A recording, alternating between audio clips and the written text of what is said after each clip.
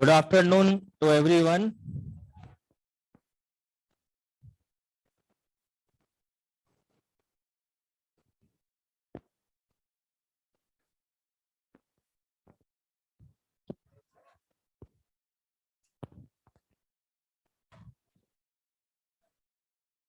क्या पढ़ा था लास्ट टाइम पे? केमिकल बॉन्डिंग स्टार्ट कर दिया था। NaCl वाले एग्जांपल पे खत्म हुआ था। और Na इलेक्ट्रॉन क्यों लूज करता है? स्टेबल होने के लिए। कैसे स्टेबल होता है वो? क्योंकि क्लोरीन उसको गेन कर लेता है। ठीक है, चलिए ये सारे एग्जांपल अपन ने कर लिए थे। एक्वायर मिनिमम एनर्जी स्टेट, दो pairs of electron doesn't take part in bond form are called lone pairs. Lone pair और बॉन्ड पेयर भी अपन ने फाइंड आउट कर लिए। अब इसके बाद अपन पढ़ते हैं, जैसा कि मैंने आपको लास्ट टर्न पे बोला था कि ऑक्टेट रूल हमेशा वैलिड नहीं होता है। मतलब ऐसा कोई जरूरी नहीं है कि जिसका ऑक्टेट कंप्लीट होगा वही स्टेबल होगा। जिनका ऑक्टेट इनकम्प्लीट होता है वो भी स्टेबल हो सकते हैं। जिनमें 8 से ज्यादा इलेक्ट्रॉन होते हैं वो भी स्टेबल हो सकते हैं। ठीक है, तो इनको हम कॉमनली पढ़ते हैं एक्सेप्शन ऑफ ऑक्टेट रूल। क्योंकि उस जमाने में आपको मालूम है लुईस की कितनी वैल्यू हुआ करती थी। उसने बोल दिया स्टेबल तो स्टेबल, उसने मना कर दिया तो फिर वो स्टेबल नहीं होगा। अब धीरे धीरे रिसर्च हुई तो मालूम चली कि लुईस की कोई वैल्यू नहीं है। ठीक है, तो सबसे पहले हम पढ़ते हैं एक्सेप्शन ऑफ ऑक्टेट रूल के अंदर electron deficient compounds. Electron deficient compounds. अब नाम से ही आपको पता चल रहा है कि इलेक्ट्रॉन डेफिशिएंट का मतलब क्या होगा? इलेक्ट्रॉन्स की कमी। किससे? 8 से। 8 को हमने स्टैंडर्ड माना है, लुईस ऑक्टेट के अकॉर्डिंग 8 स्टैंडर्ड है। और 8 से कम होगा तो इलेक्ट्रॉन डेफिशिएंट, 8 से ज्यादा होगा तो electron efficient. Deficient efficient, deficient का मतलब लेस देन 8, एफिशिएंट का मतलब मोर देन 8। तो इलेक्ट्रॉन डेफिशिएंट कंपाउंड्स और इलेक्ट्रॉन डेफिशिएंट कंपाउंड का मतलब होगा लेस देन 8 इलेक्ट्रॉन, राइट। और इनका दूसरा नाम भी होता है हाइपोवेलेंट कंपाउंड्स। हाइपोवेलेंट कंपाउंड्स, ठीक है। चलो देखते हैं कौन सा एग्जांपल हो सकता है। जैसे मैंने यहां पे लिखा BeCl2, ठीक है। अब अच्छा तू आगे आ गया क्या आज? BeCl2 जल्दी आ गया था क्या? फिर उसी टाइम से जगह रोक ली होगी अगल बगल वाले ने। नहीं तो एक तो दे दुआ के BeCl2। सबसे पहली बात ये होती है कि हमें एक टर्म आइडेंटिफाई करनी होती है, सेंट्रल एटम। ठीक है, सेंट्रल एटम का मतलब क्या होता है? जो सेंटर में होता है। अब अगर आपके सामने जैसे मान लीजिए Cl2 है, यहां पे टोटल कितने एटम है? तो 2 एटम में सेंटर एटम की जरूरत नहीं पड़ती है। जैसे मान लो ये दोनों बैठे हुए हैं, आपसे पूछा जाए इन दोनों में सेंटर कौन है, तो आप बोलोगे कोई भी नहीं। अब ये तीनों बैठे हुए हैं, ये सेंटर में है, तो कहने का मतलब हुआ कि एटलीस्ट 3 एटम्स होंगे तब हम आइडेंटिफाई करेंगे कि सेंटर एटम कौन है। ठीक है, अब यहां पर एक तो बेरिलियम है और 2 क्लोरीन है, टोटल 3 हो गए। अब 3 में आपको आइडेंटिफाई करना है सेंटर एटम कौन है। तो सेंटर एटम कौन होगा? जिसके नंबर कम होंगे, जिसके नंबर। तो बेरिलियम और क्लोरीन, सिंगल बेरिलियम और 2 क्लोरीन, किसके नंबर कम?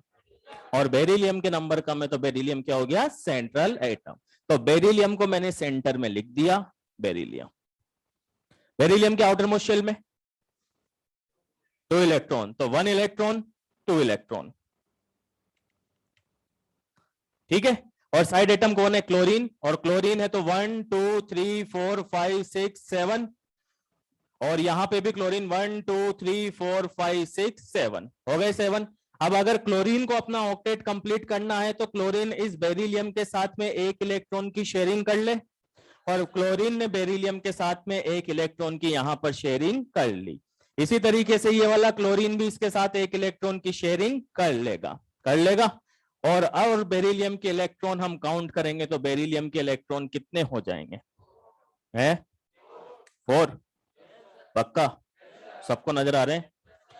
और यहां पे हम बेरिलियम के इलेक्ट्रॉन कैलकुलेट करते हैं तो कितने हो जाएंगे 1 2 3 4, यानी इस बेरिलियम के पास है 4 इलेक्ट्रॉन, क्लोरीन के पास है 8 इलेक्ट्रॉन, इस क्लोरीन के पास है 8 इलेक्ट्रॉन। और कहने का मतलब यह है कि जो बेरिलियम है सेंट्रल एटम है उसका ऑक्टेट कंप्लीट है या इनकम्प्लीट है, और इनकम्प्लीट है फिर भी BeCl2 स्टेबल है, फिर भी BeCl2 स्टेबल है। तो क्या लुईस ऑक्टेट रूल फॉलो हुआ? क्योंकि उसने तो क्या बोला था 8 होंगे तभी स्टेबल होगा, जबकि 4 पे भी कैसा है स्टेबल है, इसका मतलब लुईस ऑक्टेट रूल का ये क्या है एक्सेप्शन। बात आई समझ में? पक्का? अब आपसे पूछा जाए कि भाई स्टेबल कैसे है, सिंपल। अगर आपसे कभी भी पूछा जाए कि BeCl2 स्टेबल क्यों है तो आपका आंसर होगा क्योंकि दो ही तरीके हैं स्टेबिलिटी को डिफाइन करने के लिए, एक तो ऑक्टेट और दूसरा मिनिमम एनर्जी स्टेट। तो BeCl2 स्टेबल क्यों होगा, आपका आंसर होगा इसका फॉर्मेशन मिनिमम एनर्जी स्टेट में हुआ है, जो लास्ट टाइम पे पढ़ी थी। बात आई समझ में? पक्का? अब मैं यहां पे जो भी कंपाउंड लिखते हुए चलूंगा वो सब स्टेबली कंपाउंड लिखते हुए चलूंगा, ठीक है? तो उसमें मत पूछना कि हमें कैसे पता चलेगा, कैसे पता नहीं चलेगा, वो सब धीरे धीरे पता चलता हुआ जाएगा। जो मैं यहाँ पे लिख रहा हूं वो सब कैसे होंगे, स्टेबल होंगे। जैसे मान लीजिए एक और एग्जाम्पल लेते हैं BCl3 का। क्या नाम होगा BCl3 का? Boron trichloride. सेंट्रल एटम कौन होगा? और बोरोन सेंट्रल एटम होगा तो सेंटर में हो गया बोरोन, और कितने इलेक्ट्रॉन होंगे 1 2 3 इलेक्ट्रॉन्स होंगे इसके पास। तो हमने इसके 3 इलेक्ट्रॉन्स बना दिए। NH2 NP1 होता है बोरोन फैमिली का, और क्लोरीन है 7, तो 1 2 3 4 5 6 7, और इधर भी क्लोरीन के बना दिए 1 2 3 4 5 6 7, 1 2 3 4 5 6 7, राइट। अब यहां पर अगर क्लोरीन को अपना ऑक्टेट कंप्लीट करना है तो क्या करे, एक इलेक्ट्रॉन की शेयरिंग, एक इलेक्ट्रॉन की शेयरिंग और एक इलेक्ट्रॉन की शेयरिंग।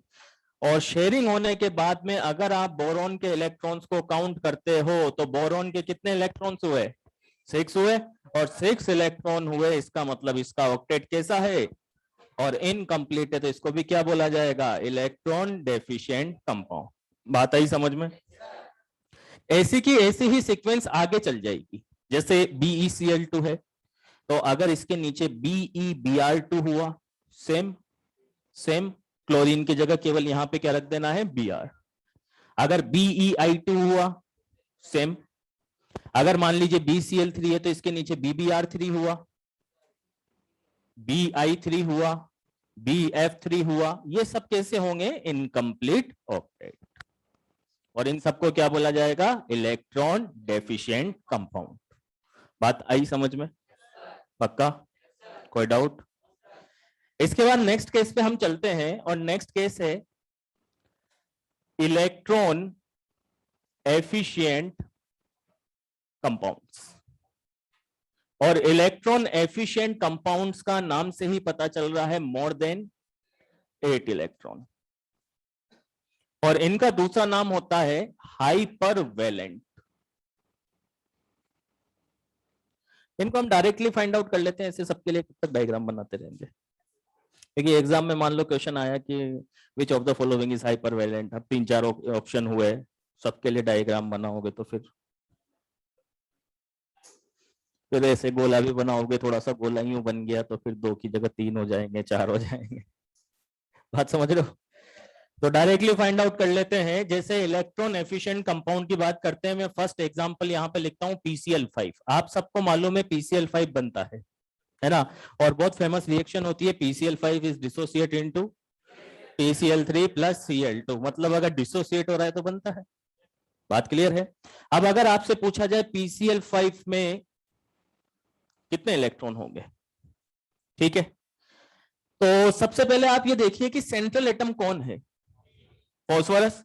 फॉस्फोरस सेंट्रल एटम है, तो फॉस्फोरस के पास कितने इलेक्ट्रॉन होते हैं आउटर मोस्ट में, 5। यार ये याद होना बहुत जरूरी है। ये तो मतलब ये मान के चलो बस इतनी सी तो लाइन है कि बोरॉन फैमिली में कितने होंगे। चलो एक बार छोट धीरे से थोड़ा सा रिवाइज कर लेते हैं, है ना। एलिमेंट्स मालूम है, क्योंकि ये बार बार काम आएंगे, नहीं याद होंगे तो फिर कोई मतलब ही नहीं बैठेगा। चलो कार्बन फैमिली में 4 होंगे आउटर मोस्ट में, नाइट्रोजन में, हेलोजन में, ऑक्सीजन में, बोरोन में, बोरोन में, बोरोन में 3। चलो बोरोन का बोलना आउटर शेल का क्या होगा, NH2, कार्बन का NH2 NP2, हेलोजन का NP5, ऑक्सीजन का पक्का। अब मैं रेंडमली एलिमेंट ले लेता हूं, आपको मालूम है इसे, Nepal Pakistan Australia old style से, काजल सीता गीता याद है ही सही। सेलेनियम, तुम तो वैलेंस इलेक्ट्रॉन बता दो सीधे। सेलेनियम 6, 6 ऑक्सीजन फैमिली में आएगा। अच्छा आयोडीन 7 हेलोजन में आएगा। अच्छा सल्फर कौन सी फैमिली में, 6 होंगे। गैलियम 3 होंगे, बैंगन आलू गाजर, है ना। और टेलुरियम, टेलुरियम ओल्ड स्टाइल से टीपो, यानी ऑक्सीजन फैमिली में आएगा तो कितने होंगे, 6। अब बात करते हैं फोस्फोरस की, तो फोस्फोरस कौन सी फैमिली में, और नाइट्रोजन फैमिली में आएगा तो आउटर शेल में इलेक्ट्रॉन 5, और 5 इलेक्ट्रॉन होंगे तो फोस्फोरस के आउटर शेल में तो हो गए 5 इलेक्ट्रॉन, हो गए, कोई doubt. Number of side atoms कितने हैं, 5। तो आपको क्या करना है, सेंट्रल एटम के वैलेंस इलेक्ट्रॉन, सेंट्रल एटम के plus number of side atoms plus number of, तो साइड एटम कितने हैं 5, इक्वल टू कितना हो गया 10। जैसे यहां पर भी इसको यूज में लें तो बेरिलियम BeCl2 लिखा हुआ है, सेंट्रल एटम कितने 2, साइड एटम कितने 2 + 2, BCl3 सेंट्रल एटम, बोरोन कितने इलेक्ट्रॉन, और Cl 3, तो 3 + 3 6। बात आई समझ में। तो यहां पर आपके सामने 10 इलेक्ट्रॉन आए हैं, और 10 इलेक्ट्रॉन का मतलब 8 से, और 8 से ज्यादा तो क्या बोलेंगे, हाइपर वैलेंट। जैसे एक और एग्जांपल हम यहां पे लेते हैं SF4,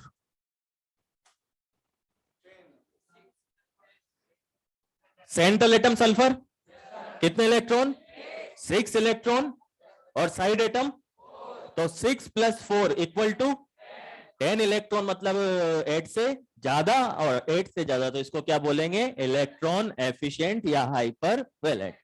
जैसे मान लीजिए एक और एग्जांपल लिया हमने, ClF3 central atom, chlorine, chlorine के पास number of side atom = 10 electron, कोई doubt. IF7 central atom, iodine 7 electron, number of side atom भी 7 = 14, यानी मोर देन 8। बात आई समझ में। अगर मान लीजिए मैंने यहां पे लिखा BrF5, फिर कल बाहर, तो हेलोजन फैमिली में है, आउटर मोस्ट शेल में 7 होंगे, नंबर ऑफ साइड एटम 5 = 12, और 12 इलेक्ट्रॉन होंगे तो कैसा होगा, इलेक्ट्रॉन एफिशिएंट। बहुत सारे एग्जांपल हो सकते हैं, ठीक है। इन्हीं के नीचे के मान लो कि आयोडीन ले लिया, IF5 बना दो, ACF4 बना दो, ACF6 बना दो, ऐसे बहुत सारे एग्जांपल हो सकते हैं, आप फाइंड आउट कर सकते हो ना। चलो यहां तक लिखो। हाँ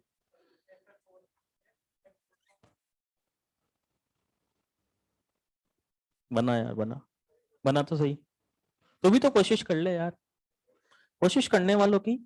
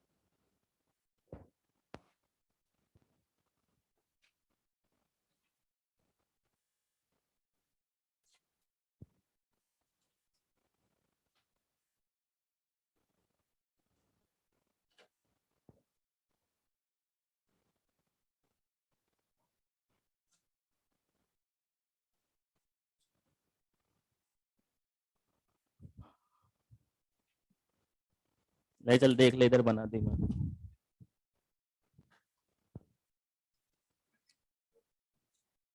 लोन पे रहना, वो तो बॉन्ड में पार्टिसिपेट नहीं कर रहे। कल टर्म पढ़ी थी ना अपन ने, तो अगर पूछा जाए इसमें बॉन्ड पेयर कितने होंगे तो क्या आंसर आएगा? 4।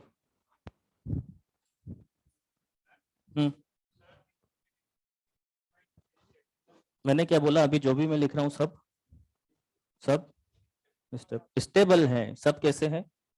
स्टेबल है। ये मैंने पहले ही बोल दिया ना, सभी स्टेबल है जो भी मैं यहाँ पे लिख रहा हूँ। आगे बढ़ेंगे ना, अभी चैप्टर 2 महीने पढ़ना है ना अपने को। मैंने यही तो बोला, आगे बढ़ते जाओगे अपने आप पता चलता जाएगा।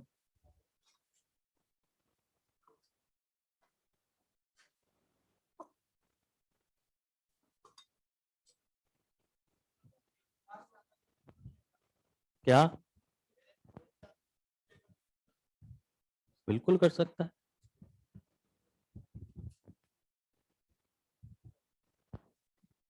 है? हाँ होती है ना। कौन? ट्रिपलेट बनाने की कहाँ जरूरत आ रही है उसको? हमने क्या पढ़ा? ऑक्टेट स्टेबल भी होता है ऑक्टेट, तो वो जो कंपाउंड बनाएगा वही बनाएगा।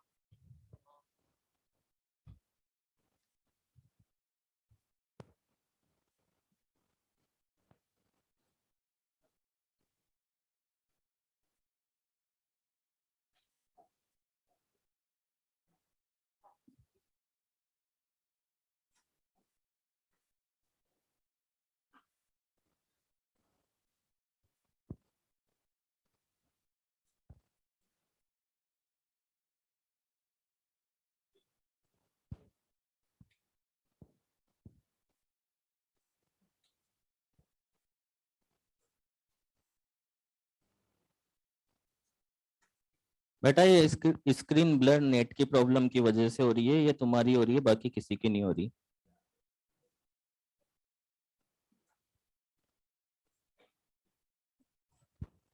मिनिमम एनर्जी स्टेट वाली जो टर्म है वो यूनिवर्सली ट्रू है। ऑक्टेट स्टेबल हो भी सकता है, नहीं भी हो सकता।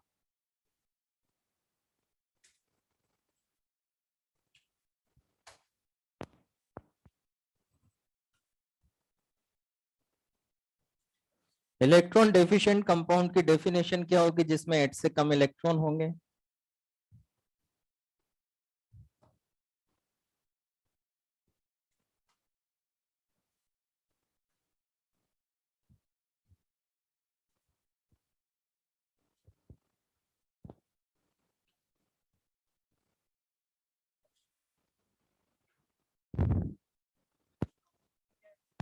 क्या?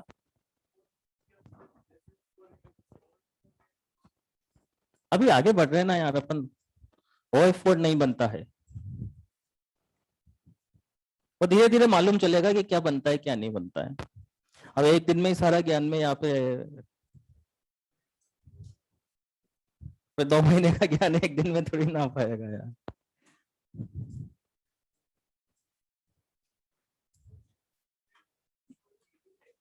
क्या? कौन सी? You one shot?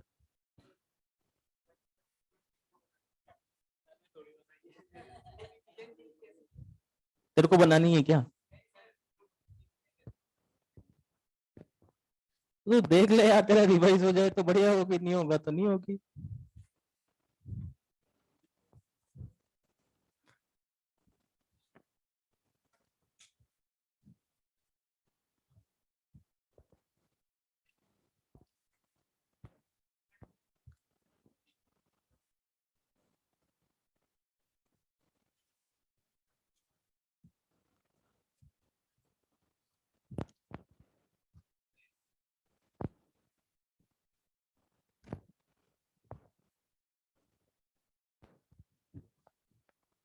यहां तक तो कोई डाउट नहीं है ना?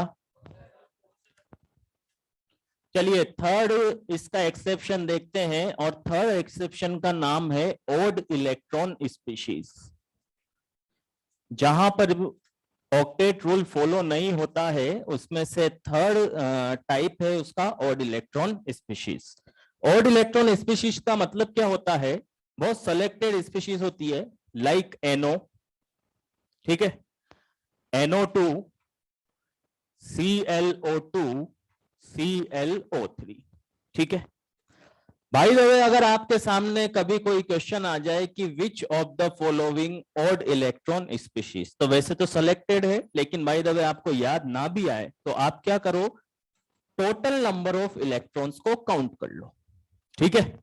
जैसे NO में टोटल नंबर ऑफ इलेक्ट्रॉन्स कितने होंगे, तो नाइट्रोजन के टोटल इलेक्ट्रॉन होते हैं 7 इक्वल टू एटॉमिक नंबर, यानी नाइट्रोजन के टोटल इलेक्ट्रॉन होते हैं 7 और ऑक्सीजन के टोटल इलेक्ट्रॉन होते हैं 8, तो 7 प्लस 8 यही होंगे इक्वल टू, और 15 इलेक्ट्रॉन है, इसका मतलब कैसी होगी, और, ठीक है। जैसे मान लीजिए NO2 है, NO2 है, तो NO2 के अंदर आपको मालूम करना है कि ऑड इलेक्ट्रॉन स्पीशीज है या नहीं है, तो आप क्या करो, टोटल इलेक्ट्रॉन्स काउंट कर लो। टोटल इलेक्ट्रॉन्स काउंट करोगे तो नाइट्रोजन के पास 7, O है 2, O कितने हैं 2, एक ऑक्सीजन के पास 8 होते हैं, तो 2 ऑक्सीजन के पास 16, तो 7 प्लस 16 इक्वल टू 23, और 23 है, इसका मतलब कैसा नंबर है, ऑड नंबर। बात आ रही है समझ में। ClO2 में अगर आपको काउंट करना है तब भी कर सकते हो, Cl के 17, एक ऑक्सीजन के पास 8 और 2 ऑक्सीजन के पास 16, तो टोटल कितने हो गए 33। इसमें भी कर सकते हो क्या, कितने होंगे, Cl के 17, एक ऑक्सीजन के पास 8, 3 ऑक्सीजन के पास 24, कितना हुआ 41 इलेक्ट्रॉन। तो ये सेलेक्टेड स्पीशीज होती है जिनको बोला जाता है ऑड इलेक्ट्रॉन स्पीशीज, है ना। अब ये जो ऑड इलेक्ट्रॉन स्पीशीज होती है, आपको मालूम है कि 8 जो होता है 8 वो इवन नंबर होता है, और इवन नंबर होता है तो ऑड नंबर कभी भी इवन के इक्वल नहीं हो सकता, ऑड नंबर कभी भी इवन के इक्वल, और इसी वजह से जो ऑड इलेक्ट्रॉन स्पीशीज होती है वो ऑक्टेट रूल को फॉलो नहीं कर सकती। जैसे एक एग्जांपल देखते हैं, NO का एग्जांपल देखते हैं। N कितने इलेक्ट्रॉन, कितने इलेक्ट्रॉन, एक वो अपन जो है ना वो एग्जांपल इस तरीके से वो लुईस ऑक्टेट बना के देख रहे हैं, कैसे बना के देख रहे हैं लुईस ऑक्टेट। भाई जैसे मैंने आपको बोला है कि क्वेश्चन में कहीं भी आपके सामने आ जाए कि इनमें से कौन ऑड इलेक्ट्रॉन स्पीशीज होगी, ठीक है, क्वेश्चन समझना, तो आप क्या करोगे, total number of electrons count कर लोगे। काउंट करने पे आपको नजर आ जाएगा कि 15 है या 21 है या 37 है या 41 है, तो आप क्या बोल दोगे, ऑड इलेक्ट्रॉन स्पीशीज, ठीक है, ठीक। अब हम यहाँ पे क्या देख रहे हैं, हम यहाँ पर देख रहे हैं कि क्या odd electron species octet rule को फॉलो करेगी। हमारा क्वेश्चन क्या है, क्या odd electron species octet rule को फॉलो करेगी, ठीक है। तो करेगी तो हम एक बार डायग्राम बना के देख लें भाई करेगी या नहीं करेगी। तो वही सेम पैटर्न जैसा हम पहले करते हुए आए हैं। नाइट्रोजन के हमने इलेक्ट्रॉन बना लिए 5, है ना, NO बना रहे हैं, ऑक्सीजन के इलेक्ट्रॉन बना लिए हमने 1 2 3 4 5 6। अब यहां पर ध्यान देने वाली बात यह है कि ये जो साइड वाला ऑक्सीजन है इसको ऑक्टेट कंप्लीट करने के लिए कितने इलेक्ट्रॉन की रिक्वायरमेंट है, 2 की, यानी कितने की शेयरिंग होगी, अरे कितने की शेयरिंग होगी, और 2 की शेयरिंग हुई तो इसके पास कितने इलेक्ट्रॉन हो गए, 8 इलेक्ट्रॉन। और अगर आप नाइट्रोजन के कैलकुलेट करोगे तो 1 2 3 4 5 6 7, तो नाइट्रोजन के पास कितने इलेक्ट्रॉन, 7 इलेक्ट्रॉन, और 7 इलेक्ट्रॉन है, ऑड इलेक्ट्रॉन है, तो ऑड नंबर कभी भी इवन के इक्वल नहीं होगा। इस वजह से ऑड इलेक्ट्रॉन स्पीशीज कभी भी ऑक्टेट रूल को फॉलो नहीं करेगी। मेरी बात आई समझ में, पक्का। तो अब इसको, इस लाइन को आप डायरेक्टली ध्यान रख लो कि अगर आपको ऑड इलेक्ट्रॉन स्पीशीज आइडेंटिफाई करनी है तो आप क्या करोगे, क्या करोगे, total number of electrons count कर लोगे, काम खत्म। जैसे ही टोटल नंबर ऑफ इलेक्ट्रॉन आया आपको मालूम चल गया कि कैसी स्पीशीज है, और ऑड इलेक्ट्रॉन स्पीशीज है, मतलब किसी भी कंडीशन में, किसी भी कंडीशन में ऑक्टेट रूल फॉलो नहीं करेगी। ये तो हमने समझाई कि क्यों नहीं करेगी, लेकिन अब डायरेक्टली ही इस लाइन को याद कर लेते हैं। बात आई समझ में, कोई डाउट, श्योर, ये लिख लिया आगे वाला। और इसमें लास्ट केस होता है जहां पर ऑक्टेट रूल फॉलो नहीं होता है, उस लास्ट केस को भी एक बार ध्यान से समझ लो।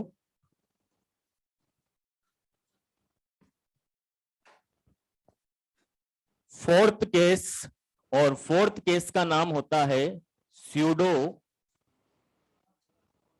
Inert gas configuration. Pseudo inert gas configuration. ये स्यूडो के आगे पी लिखा होता है,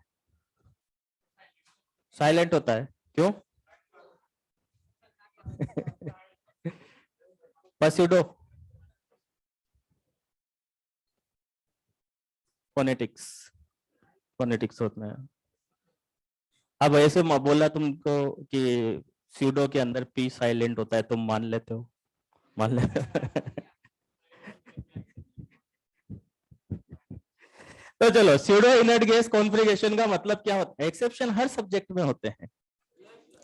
ये जैसे अभी ये है ना, है मैथ्स में नहीं होते, लेकिन मैथ्स में भी क्या है कि कुछ क्वेश्चन जैसे अपन करते हैं ना, तो जैसे अभी आप 11 12 में पढ़ रहे हो तो कई कैलकुलेशन, कई डेरिवेशन आगे के आते हैं, बीएससी के, एमएससी के, बीटेक लेवल के आते हैं, तो उनके लिए भी टीचर बोलता है कि भाई इसको तो फॉर्मूले को तो बताते रहो। कहाँ आया इनऑर्गेनिक में? कहाँ आया? स्टार्ट नहीं, 40% इनऑर्गेनिक हो गई।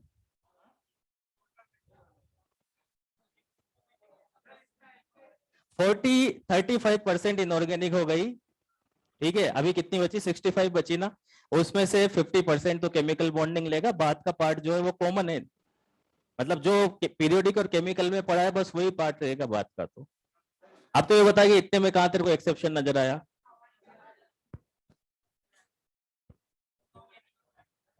नहीं आएंगे। चलो, स्यूडो इनर्ट गैस कॉन्फ़िगरेशन का मतलब क्या होता है इसको समझते हैं। बहुत सिंपल सी लाइन होती है। जैसे एक तो होता है इनर्ट गैस कॉन्फ़िगरेशन, सबको मालूम है। इनर्ट गैस कॉन्फ़िगरेशन में आउटर शेल में कितने इलेक्ट्रॉन होते हैं? 8 होते हैं। तो अगर आपसे पूछा जाए ओरिजिनल इनर्ट गैस कॉन्फ़िगरेशन क्या होता है, तो आप बोलोगे जिसके आउटर शेल में 8 इलेक्ट्रॉन होते हैं उनको बोला जाता है ओरिजिनल इनर्ट गैस कॉन्फ़िगरेशन। और स्यूडो का मतलब फॉल्स। तो स्यूडो इनर्ट गैस कॉन्फ़िगरेशन बोला जाता है जिनके आउटर शेल में 18 इलेक्ट्रॉन होते हैं। कितने इलेक्ट्रॉन होते हैं? 18 इलेक्ट्रॉन होते हैं, उनको बोला जाता है स्यूडो इनर्ट गैस कॉन्फ़िगरेशन। ठीक है, याद रहेगा। 8 का मतलब और 18 का मतलब। जैसे एक एग्जांपल मैं यहां पे लेता हूं, मैंने लिखा कॉपर। कॉपर का कॉन्फ़िगरेशन क्या होता है? 1s2 2s2 2p6 3s2 3p6 3d10 4s1। अगर ऐसा लिखते हो बाय द वे तुम कि 4s1 3d10, ठीक है, तो ऐसा लिखने में बस कोई वैसे कोई प्रॉब्लम नहीं रहती। लेकिन क्या होता है कि जैसे आप इलेक्ट्रॉन रिमूव करते हो ना, है ना, तो हमेशा आउटर मोस्ट से रिमूव करते हैं। तो आउटर मोस्ट तो कौन सी होगी? 4 होगी, तो इलेक्ट्रॉन 4 से रिमूव होगा। ठीक है, तो रीअरेंज करके लिख लें तो अपन ज्यादा अच्छा रहता है, उससे प्रॉपर अरेंजमेंट नजर आ जाता है। तो इसको हम ऐसे लिख लेते हैं 3d10 4s1। ठीक है, अब मैंने यहां पर कॉपर +1 किया, तो एक इलेक्ट्रॉन रिमूव करेंगे कहां से? 4s से। इलेक्ट्रॉन हमेशा आउटर मोस्ट शेल से ही रिमूव होता है, आउटर मोस्ट शेल में ही ऐड होता है। तो हमने 4s से इलेक्ट्रॉन को रिमूव कर दिया। अब कॉपर प्लस का कॉन्फ़िगरेशन आपके सामने ये बचा है। अब अगर आपसे पूछा जाए इस कॉन्फ़िगरेशन को देख के कि आउटर मोस्ट शेल कौन सी है? 3 है, और 3 है, और 3 के अंदर पूछा जाए कितने इलेक्ट्रॉन है, तो 2 6 10 टोटल 18, और 18 इलेक्ट्रॉन है। तो इस टाइप के कॉन्फ़िगरेशन को बोला जाता है स्यूडो इनर्ट गैस कॉन्फ़िगरेशन। बात आई समझ में? जैसे मान लीजिए एक और एग्जांपल लिखता हूं मैं, जिंक। जिंक का सेम कॉन्फ़िगरेशन होगा 1s2 2s2 2p6 3s2 3p6 3d10 4s2, right.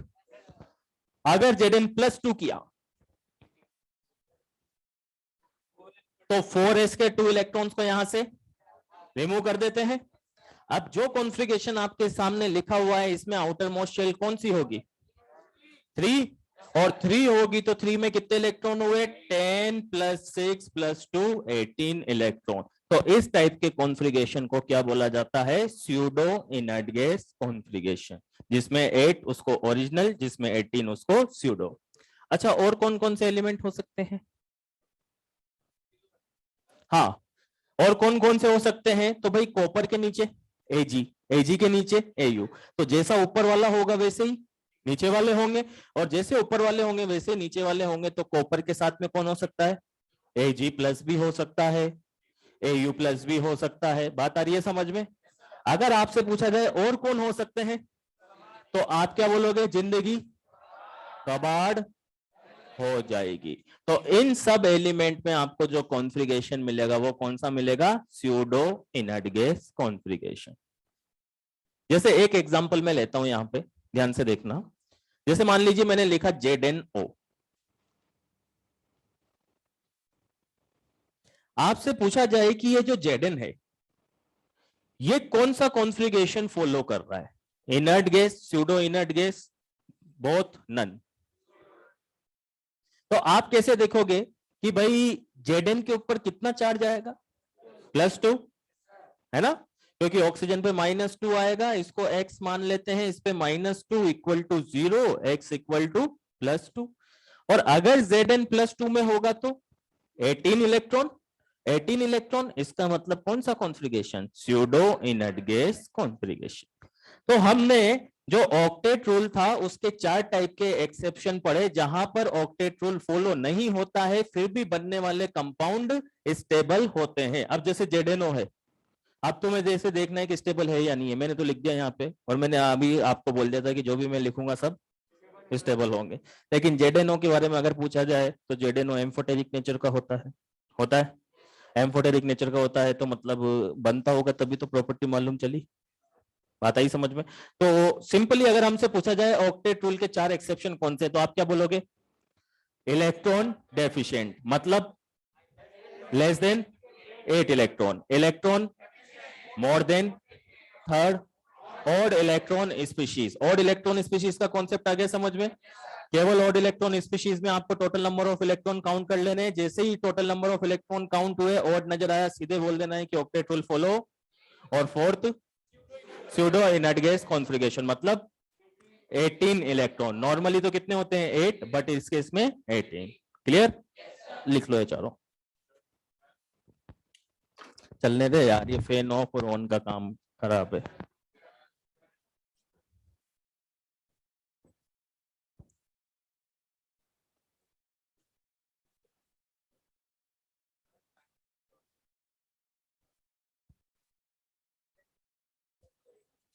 Fan of करना है तो बाहर चल जा, और वो वहां से बटन बंद करके आ जा। आसपास वालों से पूछ लेना, नहीं तो तेरे को आके मारेंगे फिर वो। हाँ पूछ लेना, मेरी जिम्मेदारी नहीं है फिर। Zn के अंदर Zn पे चार्ज +2 होगा ना, और Zn पे चार्ज +2 होगा तो वही ऊपर वाला केस आ जाएगा कि Zn पे +2 चार्ज होगा, मतलब आउटर मोस्ट शेल में 18 इलेक्ट्रॉन होंगे। तो ये जो Zn है ये pseudo inert gas configuration follow करेगा। हाँ, ये सारे स्टेबल होते हैं, अभी तक मैं जो भी लिख रहा हूँ सब स्टेबल हैं।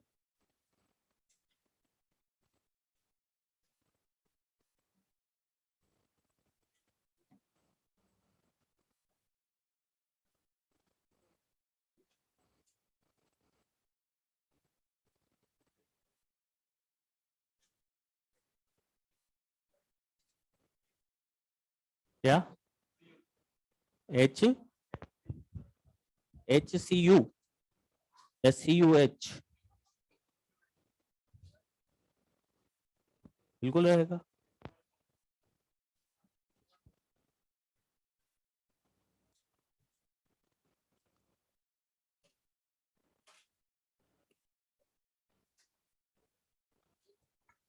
क्या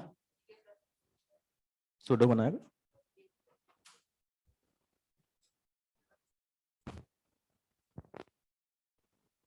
डन।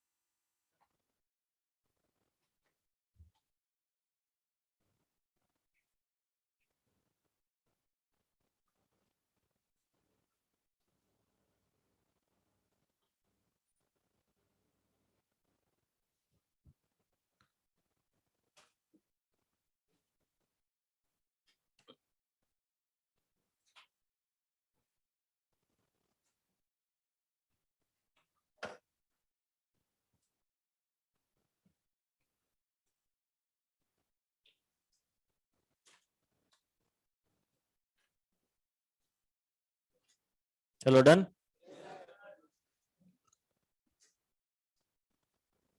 अब एक टर्म पढ़ना ध्यान से, वैलेंसी। लिखो हेडिंग वैलेंसी। Valency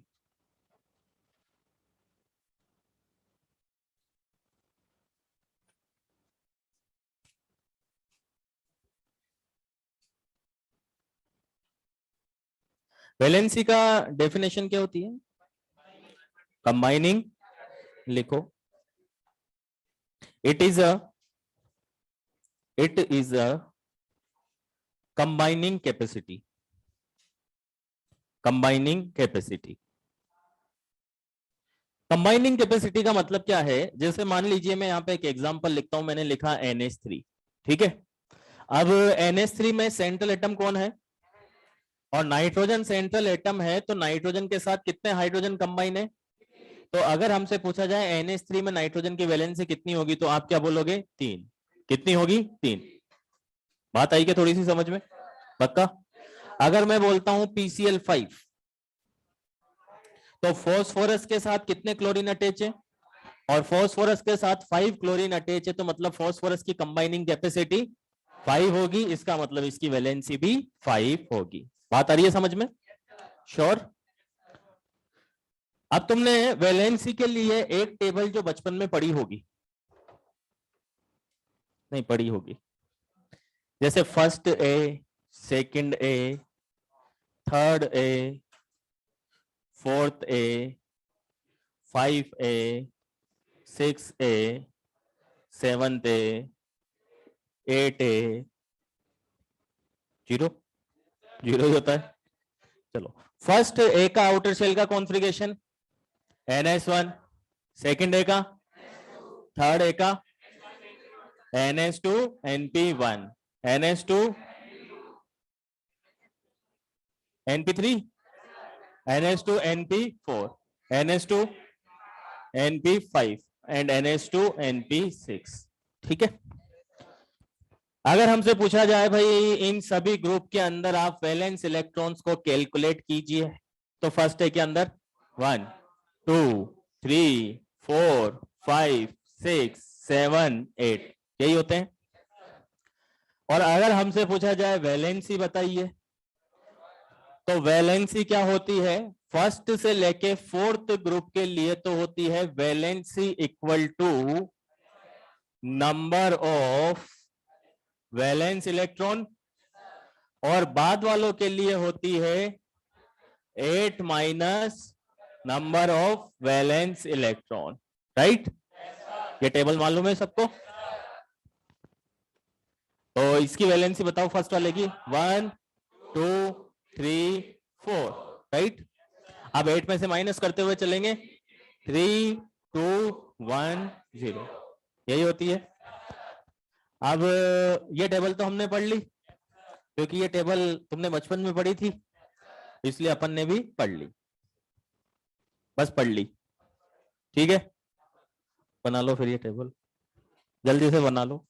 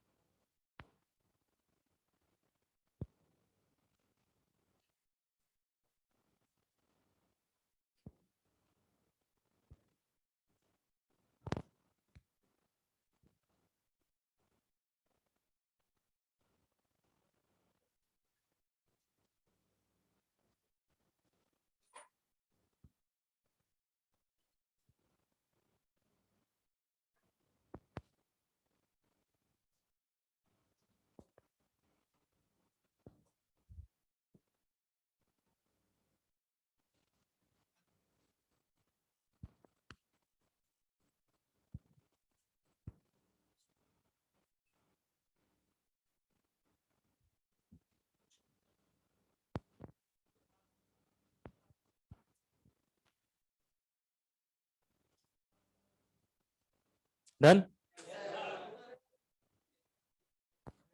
done. अब एक बात सुनना ध्यान से, जैसा कि आपको ये टेबल नजर आ रही है ना, इस टेबल में यहाँ पे ऊपर जो नंबर लिखे हुए हैं सब रोमन है, रोमन नंबर है। और ये सब रोमन नंबर एक साइंटिस्ट दिया करता था जिसका नाम था मेंडलीव, है ना। तो अल्टीमेटली कहने का मतलब ये है कि ये जो टेबल प्रपोज की थी, ये टेबल प्रपोज की थी मेंडलीव ने। किसने प्रपोज की थी? और मेंडलीव की पीरियोडिक टेबल भी वैलिड नहीं है, तो ये टेबल भी वैलिड नहीं है। क्यों नहीं है? जैसा कि मैं अभी आपको समझा देता हूं। टेबल वैलिड का मतलब ये है कि वैलिड तो है लेकिन ब्रॉडली वैलिड नहीं है। ब्रॉडली का मतलब ये है कि जैसे मान लीजिए कि ये सिक्स्थ ग्रुप है ना। यहां से एक नई टर्म अपन पढ़ेंगे, सिक्स्थ ग्रुप है। सिक्स्थ ग्रुप के अंदर आपको मालूम है कि इसकी वैलेंसी कितनी है? टू। टू है, टू है। या मान लीजिए कि फाइव ग्रुप है, वैलेंसी कितनी है? थ्री है, थ्री है। अब इसने फिक्स कर दी कि भाई अगर फिफ्थ ग्रुप में कोई भी एलिमेंट होगा तो उसकी वैलेंसी कितनी होगी? थ्री होगी। इसको देखते हुए भी आपको यही लग रहा है कि फिफ्थ ग्रुप में कोई भी एलिमेंट होगा तो उसकी वैलेंसी कितनी होगी? थ्री होगी, होगी। लेकिन जैसे अभी आपको मालूम है कि PCl5 बनता है, ठीक है। अब फॉस्फोरस किस में आता है? नेपाल, पाकिस्तान। पाकिस्तान यानी पाकिस्तान में आता है, मतलब नेपाल पाकिस्तान यानी कि कौन से ग्रुप में आता है? फिफ्थ ग्रुप में आता है, फिफ्थ ग्रुप में आता है। और फिफ्थ ग्रुप में आता है तो मतलब यहां पर अगर आपसे पूछा जाए फॉस्फोरस की वैलेंसी कितनी होगी, यहां पर कितनी होगी? फाइव होगी। जबकि इसने क्या कर दिया? फिक्स कर दिया। बात आ रही है समझ में? तो ये टेबल एक तरीके से ऐसा नहीं है कि रॉन्ग है, लेकिन ये ब्रॉडली चीजों को एक्सप्लेन नहीं कर पाती है। मेरी बात आई समझ में? तो ये टेबल अपने लिए कोई खास यूजफुल नहीं है, केवल इतना सा यूज है कि मॉड्यूल में एक्सरसाइज 1 में एक या दो क्वेश्चन है, वो भी सिंपल सिंपल से हैं, तो उनको करोगे तो वैसे तो डायरेक्टली हो जाएंगे, अगर नहीं होए तो फिर इस टेबल को देख के आप कर सकते हो। जैसे उसके अंदर पूछेगा कि किसके अंदर वैलेंस इलेक्ट्रॉन और वैलेंसी सेम नहीं है, तो जैसे मान लो ऑक्सीजन फैमिली है तो वैलेंस इलेक्ट्रॉन कितने हैं? 6। वैलेंसी कितनी है? 2। जैसे मान लो कि यहां पर तो सेम है, वैलेंस इलेक्ट्रॉन कितने हैं? 3। वैलेंसी कितनी है? 3। ठीक है। तो ये टेबल के ऐसे कुछ खास यूजफुल नहीं है, केवल मॉड्यूल के क्वेश्चन सोल्व करने के काम में आएगी। अब सुनना बात को आगे। ये जो टर्म है वैलेंसी, इस वैलेंसी टर्म को, ये एक तरीके से वैलेंसी जो है ओल्ड टर्म है। कैसे टर्म है? और अब लेटेस्ट में अपन वैलेंसी को दो पार्ट में डिवाइड करके पढ़ते हैं। एक टर्म को बोलते हैं कोवैलेंसी और दूसरी टर्म को बोलते हैं इलेक्ट्रोवैलेंसी। एक टर्म तो कौन सी और दूसरी? और कोवैलेंसी का मतलब होता है को आगे क्या लिखा हुआ है? को का मतलब होता है कोवलेंट बॉन्ड, और वैलेंसी का मतलब वैलेंसी।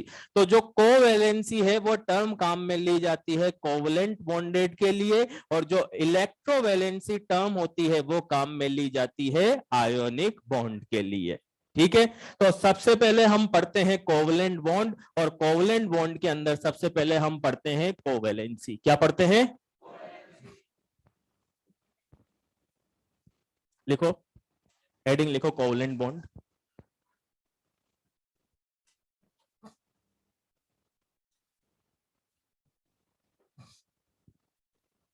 अब केमिकल बॉन्डिंग स्टार्ट हुआ है अपना। अभी तक तो केवल इंट्रोडक्शन ही देख रहे थे, हैं? क्या? हाँ लिखो, कोवलेंट बॉन्ड के अंदर कैसे बनता है ये? लिखो, it is form by, it is form y equal sharing of, equal sharing of electron, equal sharing of electron. ठीक है। इसके अंदर दूसरी टर्म लिखो कोवैलेंसी, कोवैलेंसी, कोवैलेंसी लिखो, number of, number of covalent bond, number of covalent bond formed by, formed by central atom, number of covalent bond form by central atom. ठीक है, चलो समझते हैं इस टर्म को। जैसे मान लीजिए कि मैंने यहां पे एक एग्जांपल लिखा NH3 का। ठीक है, NH3 के अंदर सबको मालूम है कि सेंट्रल एटम कौन है, और नाइट्रोजन सेंट्रल एटम है, तो इसके पास टोटल इलेक्ट्रॉन होते हैं 1 2 3 4 5, 5 होते हैं। साइड एटम कौन है, और साइड एटम हाइड्रोजन है, तो 1 हाइड्रोजन 2 हाइड्रोजन 3 हाइड्रोजन। हाइड्रोजन के पास कितना इलेक्ट्रॉन, 1, ऐसा बनेगा। अब यहां पर एक एक इलेक्ट्रॉन की इनके बीच में क्या हो जाएगी, शेयरिंग हो जाएगी, हो जाएगी शेयरिंग। और शेयरिंग होने के बाद में अगर हमसे पूछा जाए नाइट्रोजन के पास कितने इलेक्ट्रॉन होंगे, कितने इलेक्ट्रॉन होंगे, 8, 8 होंगे। इसको हम इस तरीके से रिप्रेजेंट करेंगे कि सेंटर में तो नाइट्रोजन है ना, यहां पर एक एक इलेक्ट्रॉन की शेयरिंग हुई है, तो सिंगल डबल ट्रिपल, सिंगल बनेगा पक्का। तो मैंने इस साइड बना दिया सिंगल यानी H, इस साइड भी बना दिया मैंने सिंगल, इस साइड भी मैंने बना दिया सिंगल, और ऊपर जो बचा उसको क्या बोलेंगे, लोन पेयर। ठीक है, तो अगर आपसे पूछा जाए NH3 के अंदर कितने बॉन्ड पेयर कितने लोन पेयर, तो बॉन्ड पेयर तो हो गए 3 और लोन पेयर, बात आई समझ में। अब यहां पर 3 कोवलेंट बॉन्ड बने, तो भाई 3 क्यों बने, 4 क्यों नहीं बने, 5 क्यों नहीं बने, उसको हम समझते हैं। जैसे नाइट्रोजन का मैं कॉन्फ़िगरेशन लिखता हूं, तो नाइट्रोजन का कॉन्फ़िगरेशन होता है 2s2 2p3। ठीक है, इनके बॉक्स बनाते हैं, तो S के अंदर एक बॉक्स होता है जिसके अंदर 2 इलेक्ट्रॉन है, और P के अंदर 3 बॉक्स होते हैं, इसके अंदर 1 2 3 इलेक्ट्रॉन है। ठीक है, अब अगर आप NH3 में देख रहे हो, तो NH3 के अंदर कोवलेंट बॉन्ड कितने हैं, 3, 3 है ना, 1 कोवलेंट 2 कोवलेंट 3 कोवलेंट, यानी NH3 के अंदर कोवलेंट बॉन्ड कितने हैं, पक्का। और NH3 के अंदर कोवलेंट बॉन्ड 3 है, और अगर आप NH3 में नाइट्रोजन का कॉन्फ़िगरेशन लिखते हो, तो नाइट्रोजन का कॉन्फ़िगरेशन लिखने पर आपको अनपेड इलेक्ट्रॉन कितने नजर आ रहे हैं, 3। तो कोवलेंट बॉन्ड भी 3 है, अनपेड इलेक्ट्रॉन भी, कोवलेंट बॉन्ड भी 3 है, अनपेड इलेक्ट्रॉन भी 3 है। इसका मतलब जितने number of unpaired electron present होंगे उतने ही कोवलेंट बॉन्ड का फॉर्मेशन होगा। बात आई क्या समझ में, पक्का।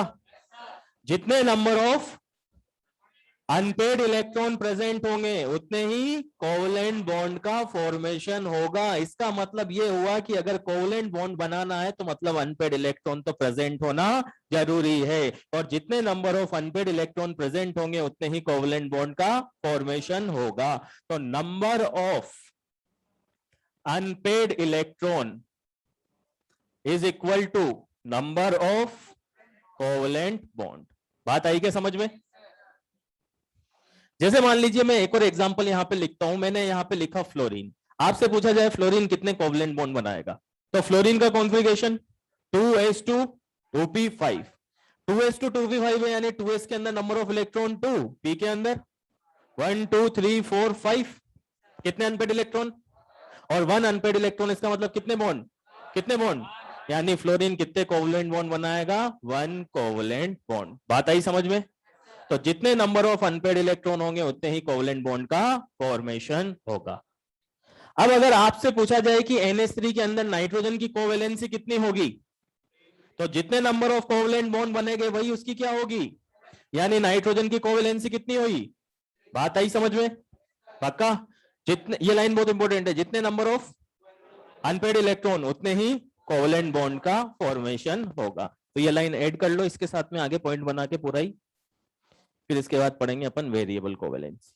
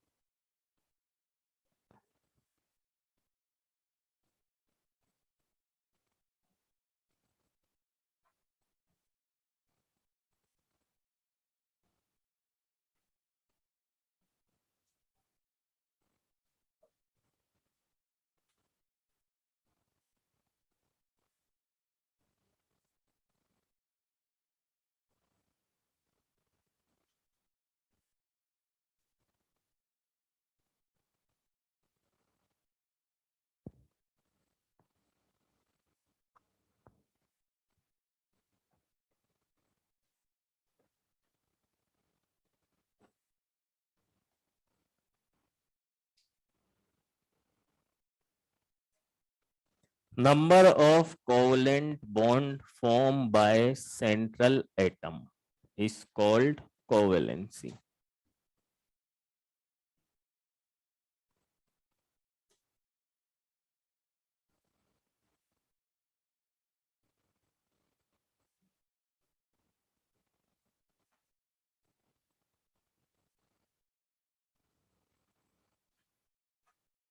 वैलेंसी का डेफिनेशन होता है it is a combining capacity.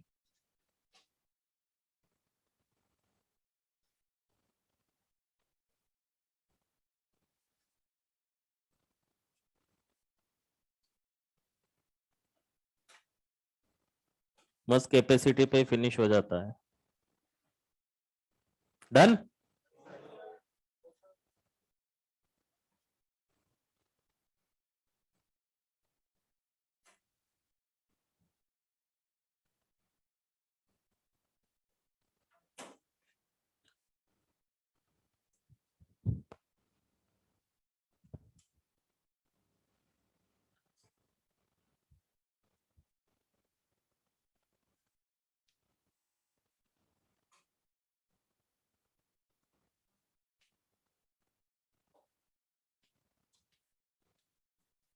कल अपनी क्लास रहेगी क्या? कल नहीं है ना, परसों है. डन. तो आज मैं थोड़ा सा इंट्रोडक्शन दे देता हूं इसका, क्योंकि ये कंप्लीट नहीं हो पाएगा. क्या एक्सरसाइज उसकी कौन सी? ईएन की. ईएन की डिस्कस नहीं हुई अभी. ये तक तो हो गया ना? करके लाओ ना क्वेश्चन. आज ही डिस्कस करना था ना.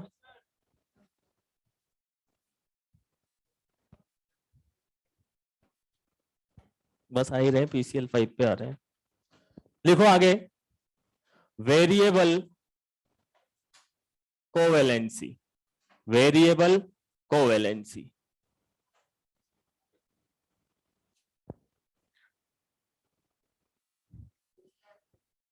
किसका? कौन सा स्टेटमेंट?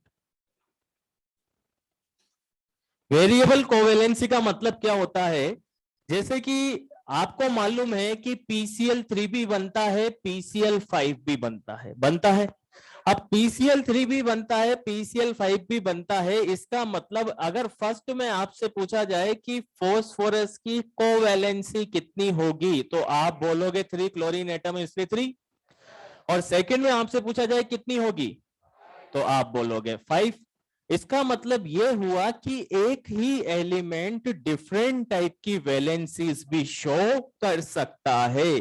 जैसे मान लीजिए SF4, SF2 अभी हमने देखा था, SF4, SF6.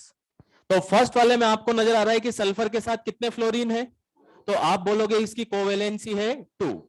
सेकंड वाले में और थर्ड वाले में. इसका मतलब क्या हुआ कि एक ही एलिमेंट डिफरेंट टाइप की वैलेंसीज को शो कर सकता है. और इस टाइप का जो फिनोमिना होता है जहां पर एक ही एलिमेंट डिफरेंट टाइप की वैलेंसीज को शो कर रहा है, उसे बोला जाता है वेरिएबल कोवैलेंसी. बात आई समझ में? अब ऐसा क्यों होता है इस पे अपन फोकस करते हैं. जैसे मान लीजिए मैंने यहां पे PCl3 लिखा, ठीक है. अब आपको मालूम है PCl3 बनता है और दूसरा PCl5 भी बनता है. तो पहले ऐसा करते हैं, PCl3 बनाते हैं.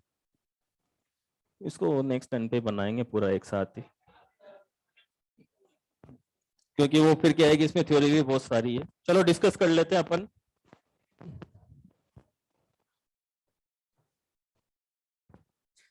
क्वेश्चंस करके लाए हो इलेक्ट्रोनेगेटिविटी के? ठीक है, तो इलेक्ट्रोनेगेटिविटी के क्वेश्चंस अपन डिस्कस कर लेते हैं.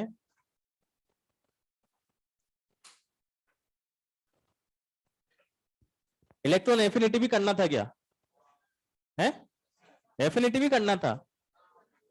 हो गया था एफिनिटी तो 13 से. एक तो तुम है ना होमवर्क टाइम पे नहीं करते यार. 13 से डिस्कस करना है, 13 से कर लेते हैं डिस्कस। हो गया था।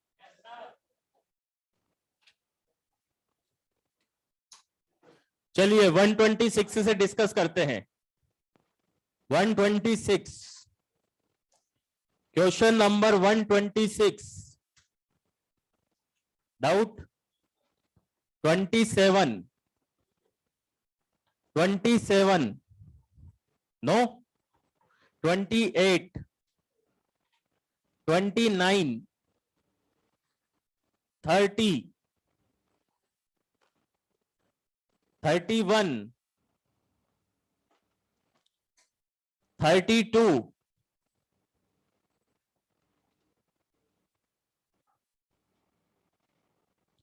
31 के अंदर आपको एलिमेंट्स दिए हुए हैं, तो ऑक्सीजन की आपको मालूम है वैल्यूज मालूम है, 3.5 होगी, सल्फर की 2.5 होगी, नाइट्रोजन की 3 होगी, फॉस्फोरस की 2.1 होगी। तो इस तरीके से अरेंज कर लो इनको। और 30 नंबर क्वेश्चन के अंदर मोस्ट इलेक्ट्रोनेगेटिव एलिमेंट आपको पूछा है, तो मोस्ट इलेक्ट्रोनेगेटिव एलिमेंट्स होते हैं हेलोजन। तो NH2 NP5 कॉन्फ़िगरेशन होगा, इसलिए करेक्ट आंसर 4 जाएगा। सेकंड पीरियड में हाईएस्ट EN जैसे फ्लोरीन की होती है, थर्ड पीरियड में क्लोरीन की होती है, तो मोस्ट इलेक्ट्रोनेगेटिव हेलोजेंस होते हैं। 33, 34, 35, 36, 36 में जिरकोनियम हाफनियम दिया हुआ है ना, तो जिरकोनियम हाफनियम के केस में क्या होगा कि क्या कॉन्ट्रैक्शन लगेगा, क्या लगेगा क्या? तो हमने बोला था in case of contraction Z effective is dominating factor, तो दोनों में किसका जेड इफेक्टिव ज्यादा होगा? हाफ नियम का, और हाफ नियम का जेड इफेक्टिव ज्यादा होगा, तो इसका EN भी ज्यादा होगा। 37, 38, 38, 38 में डिफरेंस कैलकुलेट करना है ना, कार्बन की EN 2.5 है, आयोडीन की भी 2.5 है, दोनों का डिफरेंस 0 हो जाएगा।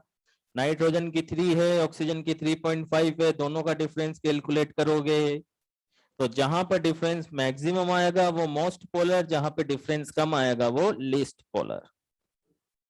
और 137 में आपसे पूछा है nomenclature of ICl is iodine chloride because, तो पहले लेस EN एटम आता है, बाद में मोर EN एटम आता है। थर्ड आंसर हो जाएगा इसका, बाकी तो किसी को कोई भी ऑप्शन मैच नहीं कर रहा। 39, 39 में डाउट आया क्या? 39 तो करवाया था कि मैंने यहाँ पे। इलेक्ट्रोनेगेटिविटी इक्वल टू होता है IP प्लस EA/2। क्वेश्चन में उसने बोला है, उधर भी है, क्वेश्चन में उसने बोला है कि इलेक्ट्रोनेगेटिविटी को क्या कंसीडर कर ले?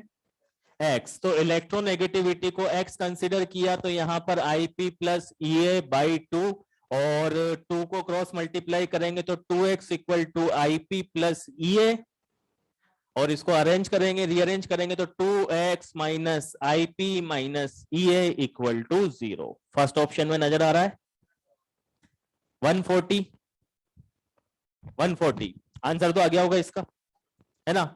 और जो आंसर आया उसके अंदर लॉजिक देखना, 140 नंबर क्वेश्चन। आपको मालूम है कि जैसे लिथियम है, सोडियम है, पोटेशियम है, रुबिडियम है, अगर इस ग्रुप में हम टॉप टू बॉटम मूव करते हैं तो टॉप टू बॉटम मूव करने पर रिएक्टिविटी क्या होती है? इंक्रीज होती है, ये बात सबको मालूम है, ठीक है।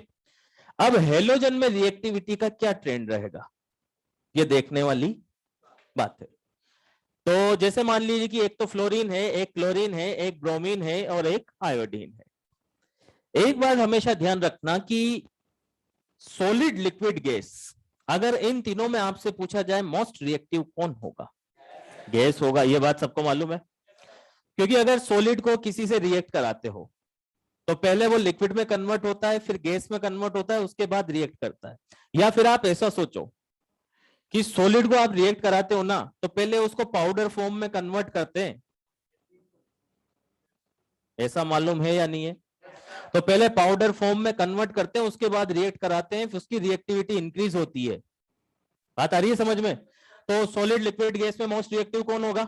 गैस। अब I2 का मालूम है आपको क्या होता है? सॉलिड, Br2 लिक्विड और F2Cl2 क्या होते हैं? गैस। तो अगर यहां पे आप कंपेयर करोगे तो गैस की रिएक्टिविटी और सॉलिड की रिएक्टिविटी, यानी टॉप टू बॉटम मूव करते हो तो रिएक्टिविटी क्या होती जाती है? कम होती जाती है। बात आई समझ में? तो इस आंसर को उस क्वेश्चन के साथ में ही ऐड कर लेना कि हैलोजन के अंदर रिएक्टिविटी किस बेस पर डिसाइड करेंगे? फिजिकल स्टेट के बेस पर।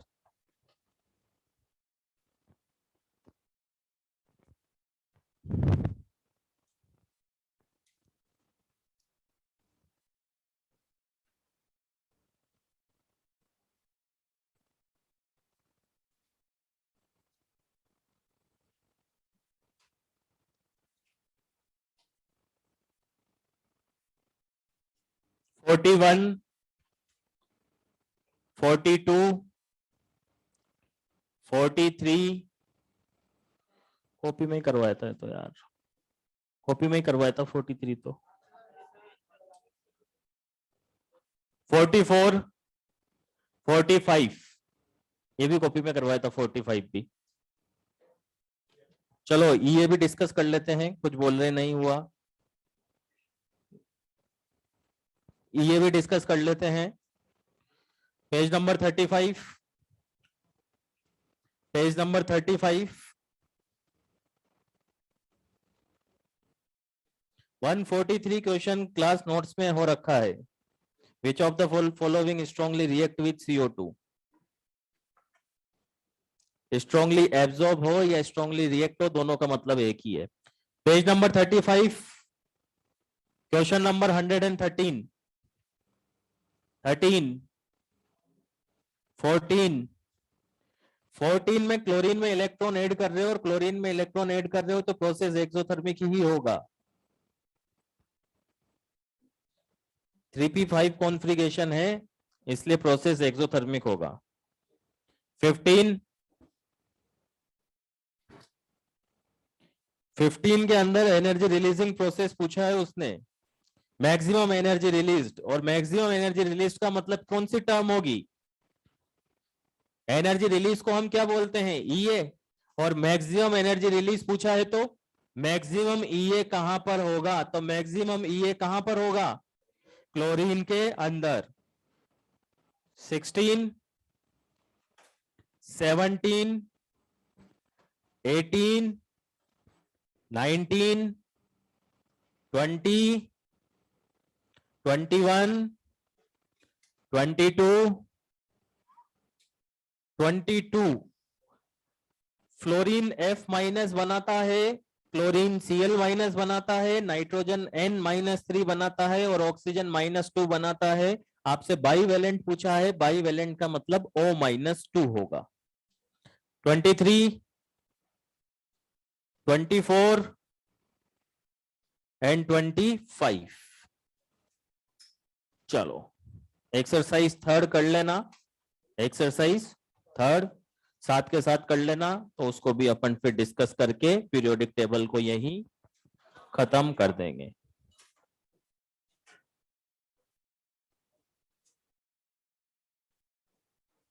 हाँ रेस सोल्व करनी है, रेस भी सोल्व करो, एनसीईआरटी के पीछे के क्वेश्चंस भी सोल्व करो।